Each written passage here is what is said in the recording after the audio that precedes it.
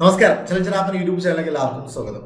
2024 December മാസത്തിൽ നമ്മൾ പ്രതീക്ഷിക്കുന്ന വളരെ പ്രധാനപ്പെട്ട ഒരു ഡിഗ്രി ലെവൽ നോട്ടിഫിക്കേഷനാണ് സബ് ഇൻസ്പെക്ടർ ഓഫ് പോലീസ് എന്ന് പറയുന്നത്. സെക്രട്ടറി അസിസ്റ്റന്റ് ഉൾപ്പെടെയുള്ള തസ്തികകൾ ഓൾറെഡി വരുമെന്ന കാര്യം PSC ഔദ്യോഗികമായി അറിയിച്ചു കഴിഞ്ഞു. ഇതിന് പുറമെ സെക്രട്ടറി അസിസ്റ്റന്റിന് പുറമെ എക്സൈസ് ഇൻസ്പെക്ടറും സബ് ഇൻസ്പെക്ടറുമാണ് നമ്മൾ അടുത്ത വർഷത്തെ ഡിഗ്രി പ്രിലിംസിന് വേണ്ടി പ്രതീക്ഷിക്കുന്ന മറ്റു തസ്തികകൾ എന്ന് പറയുന്നത്. അപ്പോൾ എന്തായാലും ഇക്കഴിഞ്ഞ PSC മീറ്റിംഗിൽ PSC മെമ്പർമാരുടെ മീറ്റിംഗിൽ എടുത്ത തീരുമാനങ്ങളുമായി ബന്ധപ്പെട്ട ഒരു വാർത്ത ഇന്നലത്തെ തൊഴിൽ വീതിയിലൊക്കെ വന്നിരുന്നു. അത് പ്രകാരം നമുക്ക് മനസ്സിലാക്കാൻ പറ്റുന്നത് 2024 ഡിസംബർ മാസം അവസാനത്തോടു കൂടിയുള്ള വിജ്ഞാപനത്തിൽ ഈ SI ഉൾപ്പെടെയുള്ള ഒട്ടനവധി നോട്ടിഫിക്കേഷൻസ് വരാൻ പോകുന്നുള്ളതാണ്. അപ്പോൾ അതോട് കിടക്കുന്നതിന് മുമ്പ് നമ്മുടെ ചാനൽ ആരെങ്കിലും സബ്സ്ക്രൈബ് ചെയ്യാൻ വിട്ടുപോയിട്ടുണ്ടെങ്കിൽ ഇപ്പോൾ തന്നെ സബ്സ്ക്രൈബ് ചെയ്യുക. ബെല്ലൈക്കൺ പ്രസ് ചെയ്തുകൊണ്ട് നോട്ടിഫിക്കേഷൻ എനേബിൾ ചെയ്ത് കഴിഞ്ഞാൽ ഇത്തരത്തിൽ നമ്മൾ അപ്ലോഡ് ചെയ്യുന്ന വീഡിയോസ് അതേ സമയത്ത് ലഭിക്കുന്നതായിരിക്കും. അപ്പോൾ എന്തായാലും നമുക്ക് കാര്യത്തോട് കിടക്കാം.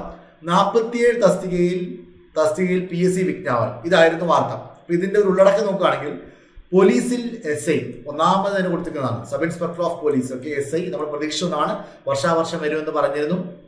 ഇടയ്ക്ക് പല ആളുകളും പറയുന്നുണ്ടായിരുന്നു വർഷത്തിൽ വരുന്നതിന് പകരം 2 വർഷത്തിൽ ഒരിക്കലാക്കാനൊക്കെ സാധ്യതയുണ്ട് എന്നുള്ളതൊക്കെ. എന്നാൽ നിലവിൽ ഈ വർഷം വരും എന്നുള്ള കാര്യത്തിൽ തീരുമാനമായിരിക്കുന്നു. രണ്ടാമത് കൃഷി വകുപ്പിൽ കൃഷി ഓഫീസർ, വിവിധ വകുപ്പുകളിൽ കോൺഫിഡൻഷ്യൽ അസിസ്റ്റന്റ് ഉൾപ്പെടെ 47 തസ്തികകളിൽ വിജ്ഞാപനത്തിന് PSC യോഗം തീരുമാനമായിട്ടുണ്ട്. PSC യോഗത്തിൽ തീരുമാനമായി എന്ന് പറഞ്ഞിരിക്കുന്നത്. ഈ പറയുന്ന വളരെ പ്രധാനപ്പെട്ട കാര്യം ഡിസംബർ 30 ഗസറ്റിലാണ് ഇത് പ്രസിദ്ധീകരിക്കാൻ പോകുന്നത്. അപ്പൊ നമ്മൾ ഏറെക്കുറെ ആ സമയത്തൊക്കെ തന്നെയാണ് ഇത് പ്രതീക്ഷിക്കുന്നത്. സെക്രട്ടറി അസിസ്റ്റന്റ് ഉൾപ്പെടെയുള്ള നോട്ടിഫിക്കേഷൻസ് പ്രതീക്ഷിക്കുന്നത്. അപ്പൊ ഡിസംബർ 30 ഗസറ്റിലായിരിക്കും SI ഉൾപ്പെടെയുള്ള 47 തസ്തികകളിൽ നോട്ടിഫിക്കേഷൻ വരാൻ പോകുന്നത്. ജാനുവരി 29 വരെ ഓൺലൈനായിട്ട് അപേക്ഷിക്കാനുള്ള സമയമുണ്ടാവും. ഇതിൽ ഉൾപ്പെട്ടിരിക്കുന്ന മറ്റുള്ള സംസ്ഥാന തലത്തിൽ അപേക്ഷിക്കാൻ പറ്റുന്ന തസ്തികകൾ ഏതൊക്കെയാണെന്ന് നോക്കാം. ഒന്ന് കൊടുത്തിരിക്കുന്നത് higher secondary school teacher physics, HSST physics. HSST physics ഇതിൽ ഉൾപ്പെട്ടിട്ടുണ്ട്.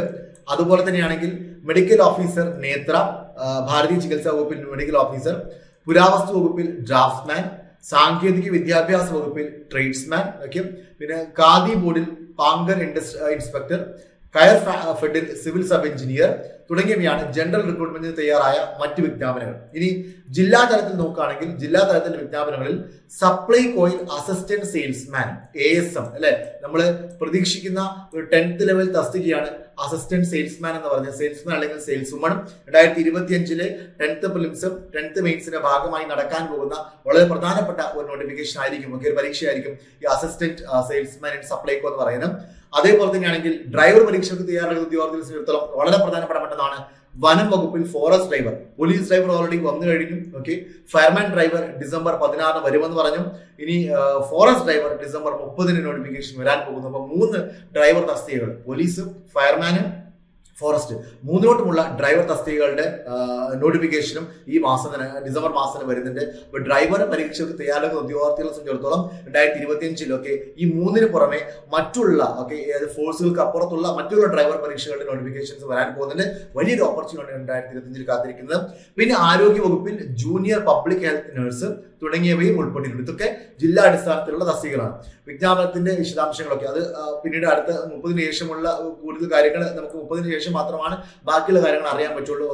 എന്നിവരെ അപേക്ഷിക്കാൻ പറ്റും, സിലബസിൽ മാറ്റം ഉണ്ടെന്നുള്ളതൊക്കെ നമുക്ക് 30-ന് ശേഷം നമുക്ക് അറിയാൻ പറ്റും. എന്തായാലും താല്പര്യമുള്ള എല്ലാ ഉദ്യോഗാർത്ഥികളും അല്ലെങ്കിൽ ഒരു പരീക്ഷയ്ക്ക് കാത്തിരിക്കുന്ന ഉദ്യോഗാർത്ഥികളൊക്കെ പഠിച്ചു തുടങ്ങാം. നോട്ടിഫിക്കേഷൻ വരാൻ വെയിറ്റ് ചെയ്തതും നോട്ടിഫിക്കേഷൻസ് ഏതൊക്കെയാണ് എപ്പോഴൊക്കെയാണ് വരുന്നത് എന്നുള്ളത് ഏറെക്കുറെ നമുക്കൊരു പിക്ചർ കിട്ടിക്കഴിഞ്ഞു. നമ്മൾ ചലഞ്ചറാപ്പിൽ ഓൾറെഡി ഡിഗ്രി ലെവൽ പരീക്ഷയ്ക്ക് തയ്യാറാക്കുന്ന ഉദ്യോഗാർത്ഥികൾക്ക് വേണ്ടിയിട്ട് മലയാളം ബാച്ചും അതുപോലെ തന്നെയാണെങ്കിൽ ഇംഗ്ലീഷ് ബാച്ചും നമ്മൾ ആരംഭിച്ചിട്ടുണ്ട്.